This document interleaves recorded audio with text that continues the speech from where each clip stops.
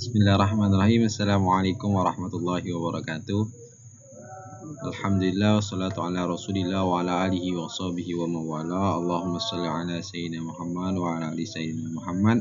Rabbi sadri wa yassirli amri wahlul 'uqdatam min lisani yafqahul qawli. Rabbi yassir wa la tu'assir. Rabbi tammim min khairi ya fatah ya alim iftah lana futuhal arifin. Amma ba'd. Baiklah, di sini saya akan menerangkan atau menjelaskan etika pendidikan mengenai kebebasan, suara hati, nilai moral di era hedonisme. Panduan singkat untuk pendidik, orang tua, dan pembuat kebijakan menyeimbangkan kebebasan belajar dengan membentukkan karakter yang kuat. Di bab 1 terdapat pondasi etika pendidikan. Peran etika.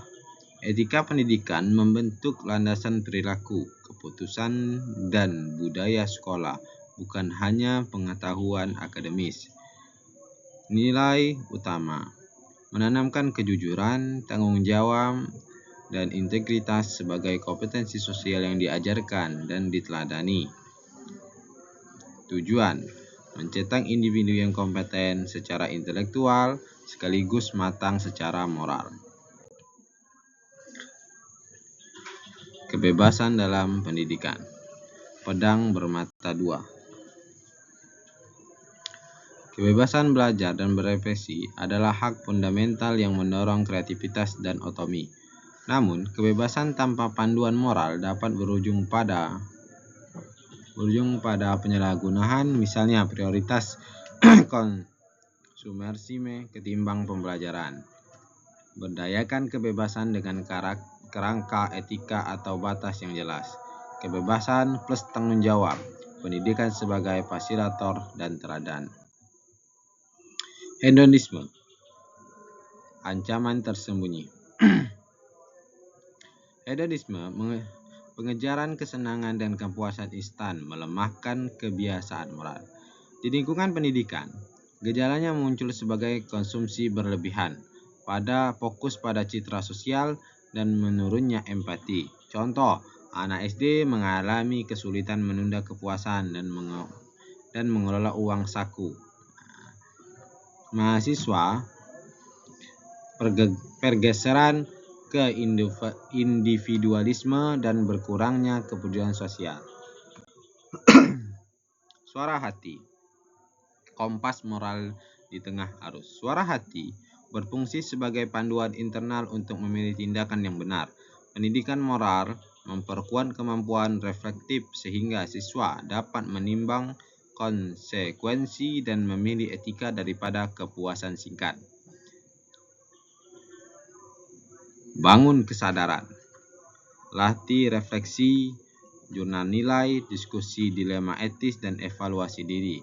Latih keberanian moral. Berikan ruang bagi siswa untuk mempertahankan kebenaran dan bertanggung jawab atas pilihan. Pancasila, pilar menjaga nilai moral. Pendidikan Pancasila menawarkan kerangka nilai nasional yang menentang logika hedonis melalui penekanan pada kebersamaan, moralitas, dan ketuhanan. Implementasinya penting dalam kurikulum, budaya sekolah, dan kegiatan ekstrakurikuler. Terdapat dua nilai, diantaranya satu, integrasikan nilai Pancasila dalam kegiatan sehari-hari. 2, aktivitas, pelayanan masyarakat, proyek kolaboratif, refleksi spiritual. Dampak hedonisme pada nilai moral mahasiswa.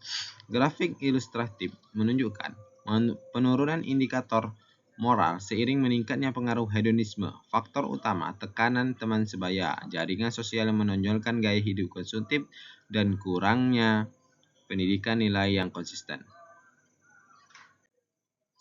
Pendidikan yang membebaskan dan bermoral. Konsep Ki Hajar Dewantara menekankan kemandirian sekaligus tanggung jawab sosial. Pendidikan yang benar memberi ruang kebebasan berpikir, tetapi dibingkai oleh nilai-nilai Pancasila dan praktik moral sehari-hari. Fasilitator. Pendidik sebagai fasilitator yang membimbing, bukan sekedar menginstruksi. Yang kedua, berpengalaman belajar melalui tindakan nyata, proyek sosial, dan pelayanan komunitas. Dialog etis, ruang diskusi dilema moral, melatih untuk pertimbangan sesuatu urusan. Upaya mengendalikan hedonisme dalam pendidikan. Pencegahan cerita moral, video edukatif, kampanye kesadaran itu dapat mencegah seorang siswa dari hedonisme. Pengembangan literasi finansial, kegiatan gotong royong, dan praktik empati. Cara penyembuhannya ialah dengan konseling komunikatif intensif, keterlibatan orang tua. Strategi harus multi pihak. Sekolah, keluarga, media, dan komunitas berkolaborasi untuk memberikan pesan yang konsisten.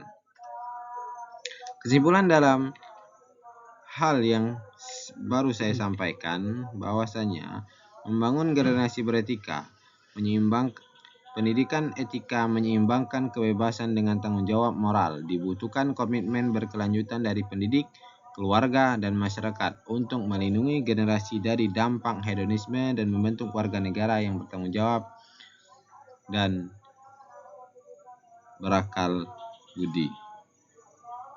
Langkah yang harus kita lakukan, integrasikan pendidikan nilai ke kurikulum, latih refleksi moral dan aktif peran orang tua. Panggil aksi, bangun kolaborasi lintas sektor, membangun pendidikan karakter dengan Pancasila. Baik, sampai di sini. Semoga yang saya sampaikan dapat bermanfaat. Saya akhiri, apabila ada kata-kata saya yang kurang berkenan mohon dimaafkan. Akhirul kalam, wassalamualaikum warahmatullahi wabarakatuh.